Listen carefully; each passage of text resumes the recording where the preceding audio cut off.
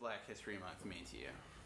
You know, as the older I get, the more important Black History Month is to me, but it's always been relevant in my life.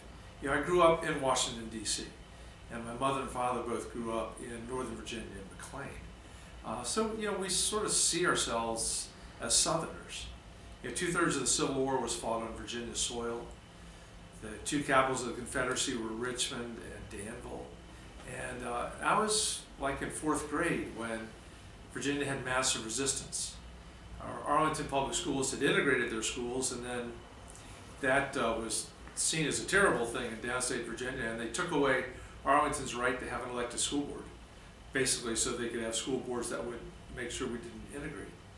And you know, the Washington, D.C. I grew up in still had black bathrooms and white bathrooms, and black water fountains and white water fountains. And I was still just, you know, 6th, 7th, 8th grade when all the big marches were happening. And I think 8th grade when Dr. King gave his speech at the Lincoln Memorial. So I feel like I grew up not a leader in the civil rights movement, but it was around me at all times. And so it's also been incredibly wonderful to see how far we've come. Not that we've come far enough, but you know, I got to be part of I was on the ticket with Doug Wilder in 1989 when he was the first elected African American governor in the nation's history, and pulled me into office with him. And then I was full-time on the Barack Obama campaign in 07 and 08. And in Grant Park, Chicago, the night he won the presidency, surrounded by people crying their eyes out, because who'd ever thought that our nation, with our history of slavery and racism and Jim Crow laws, and would actually elect an African American president. I was very proud of that. How is this month more meaningful this year with growing civil rights concerns? It's more meaningful because it's more dangerous out there. We have, you know, a white supremacist, Steve Bannon, in the White House. We have a president who essentially legitimized Breitbart, the white supremacist news site, surrounded by people who basically say it's okay to be racist again. It's a very ugly thing, and we saw all through the Trump rallies in 2016. There were just plenty of normal good Americans there, but there was also a handful of the neo-Nazi white supremacist type people showing up every time. And the way they treated protesters, especially African American protesters, was awful. And the candidate Trump's language about get them out of here or beat them up, and that's on top of that when the Supreme Court inappropriately overturned pieces of the Voting Rights Act. You then saw state after state say the way we deal with this is we restrict the right of people to vote. We eliminate polling places. We limit the number of voting machines. We make it really hard to vote, with not only getting rid of early voting, but very strict ID cards. Places like Texas where you can vote with a gun permit, but you can't vote with a student ID, a college ID at the University of Texas. There's a lot out there that has actually had measured impact on suppressing the vote, especially suppressing the vote in the African American population. I'm in Virginia, right? So if you go back to our 1902 Constitution, that was the one that created the structure in which we could have poll taxes, which had to be paid 3 years in a row, and you had to save the receipts, and literacy tests, which are basically on the King James Bible. And they were there in order to minimize the number of people who could vote. The Byrd machine in Virginia is based on the idea that they wanted no more than 10% of the population voting, and that needed to be white male landowners. And so we're moving slowly, dangerously back in that direction. And I'm not concerned just because it might not affect as many, you might not elect as many Democrats, but rather, it's a terrible thing to take away the franchise.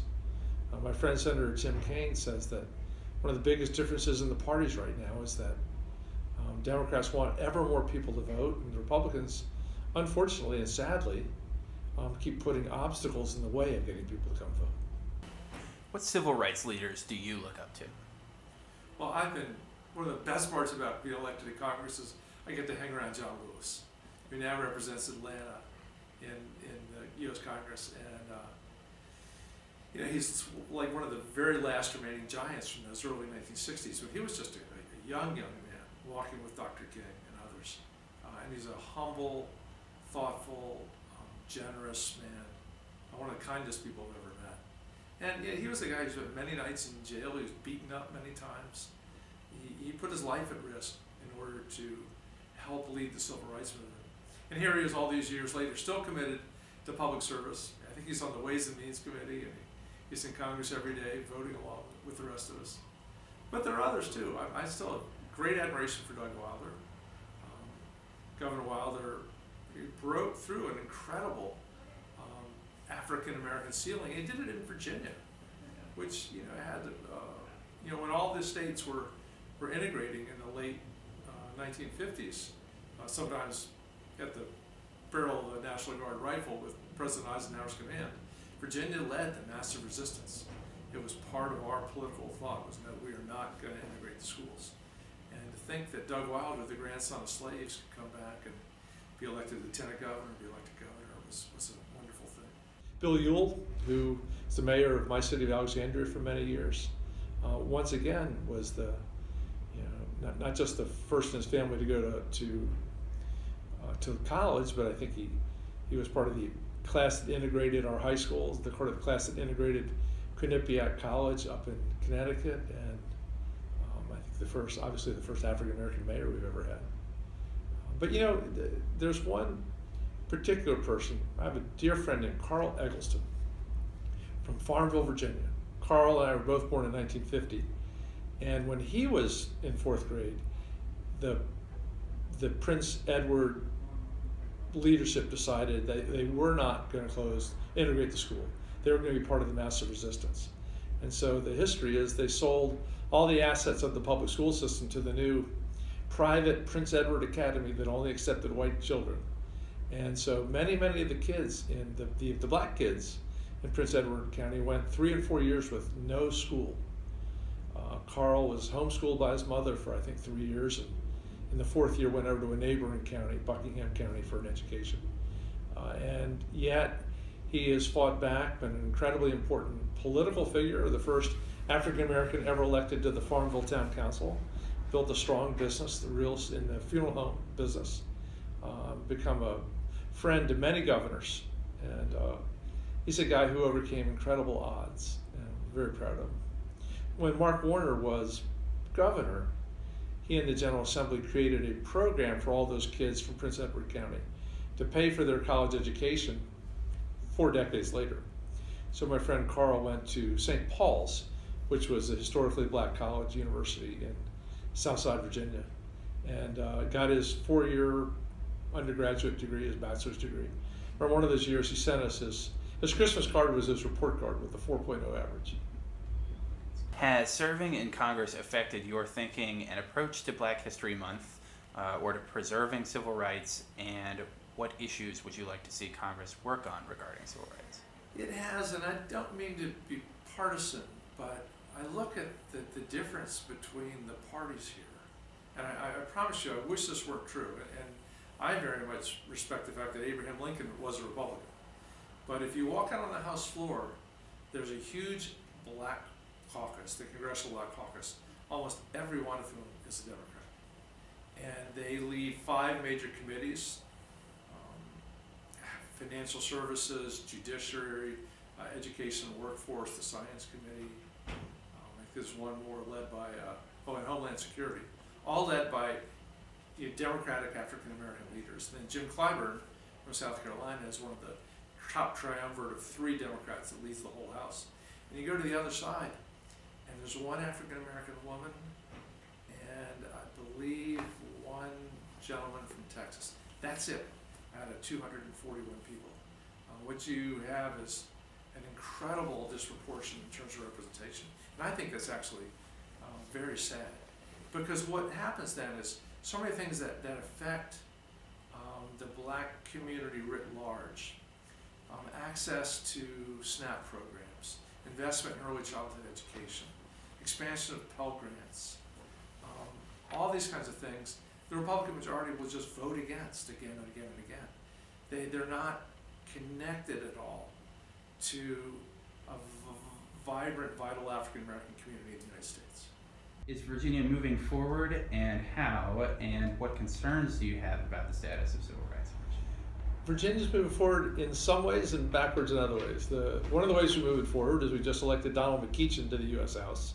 That was a seat historically held by white males, Randy Forbes most recently, and Senator Don McKeachin, who had been the caucus leader in the Virginia Senate, is the new member. So we have 4 Democrats, 2 white, 2 black, which is a nice mix. I think Governor McAuliffe's initiatives on restoration of voting rights, very, very powerful. I mean, it affects awful lot of white former felons too, but disproportionately African American men in Virginia their activities have been criminalized, and they then denied often voting rights for the rest of their lives for a mistake they may have made when they're 18 years old. And I think Governor McAuliffe is well on the way to restoring the rights of tens of thousands of people. The one way we're moving backwards is Virginia, like North Carolina and others, put in a very restrictive voting ID law. You have to have this picture ID, and it has to be just the right kind. And I don't know the specific Virginia statistics, but I think everything suggests there's a suppression, 1-2%, but enough to make a difference in elections that are close, of people that want to vote, should vote, but are afraid to show it. Any closing thoughts on Black History Month? There's good news and bad news. We've come a long way. It's very different from the Washington, D.C. and the Northern Virginia that I grew up in, but we can't relax. The whole emergence of the Black Lives Matter movement was clearly based on differential treatment by police of black people. I read a fascinating story recently about how somebody's white son was stopped by the cop for being drunk in public, and the cop said, you need to go home, get some sleep. And it had been a young black man, he could have had a much, much rougher experience. And I know our police departments throughout Virginia are trying hard to overcome this and build better community relations, but it certainly has brought to light what has been a long-standing, difficult problem. And so we celebrate our successes, and we realize that the whole quest for justice, for a sense of racial equality is not over yet. Everybody quotes, we love to quote Dr. King about the moral arc of the universe is long, but it bends towards justice. And yeah, but it is long. And we're only somewhere along that arc, and we have to just keep working, keep strong, keep optimistic, and be as kind and generous as we can.